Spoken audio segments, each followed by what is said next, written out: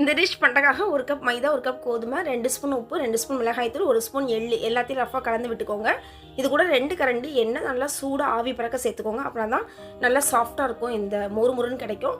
அது கூட தண்ணி சேர்த்துட்டு பூரி மாவு பார்த்துக்கு நல்லா டைட்டாக பசஞ்சு வச்சுக்கோங்க. அப்போ தான் நமக்கு எண்ணெய் மாவு எதுவுமே தேவையில்லை.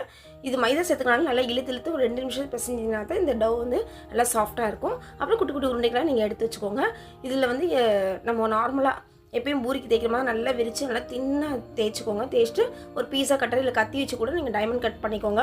அவ்வளோதான். 2 பேர் பண்ணுறாங்க, ஒரு ஆள் தேய்ங்க, ஒரு ஆள் போட்டு எடுத்தால் சரியாகும். இப்போ நம்ம சிங்கிளாக பண்ணுறோன்னா எல்லாத்தையும் மொத்தமாகவே சேர்த்து எடுத்துகிட்டு ஒன்று ஒட்டினாலும் பரவாயில்ல. எண்ணெயில் போட்டோன்னே நல்லா ஒரு கரண்டி தட்டி விட்டு நல்லா பிரிஞ்சிடும். நான் தேங்காய் எண்ணெய் தான் யூஸ் பண்ணியிருக்கேன். நீங்கள் கடலை எண்ணெய் கூட யூஸ் பண்ணிக்கோங்க. அவ்வளோதான். ஃபைனலாக நல்லா முறுமுறுனதுக்கப்புறம் எடுத்துட்டிங்கன்னா உங்களுக்கு கலர் ரொம்ப சூப்பராக தேடிடும். நீங்கள் சாட் மசாலா இல்லை சீரகத்தூள் மிளகுத்தூள் கூட சேர்த்துக்கோங்க.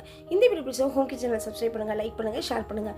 எங்கள் வீட்டு கைப்பக்கவும் உங்கள் வீட்டிலும் கம்ம கட்டும். வாழ்க வளமுடன்.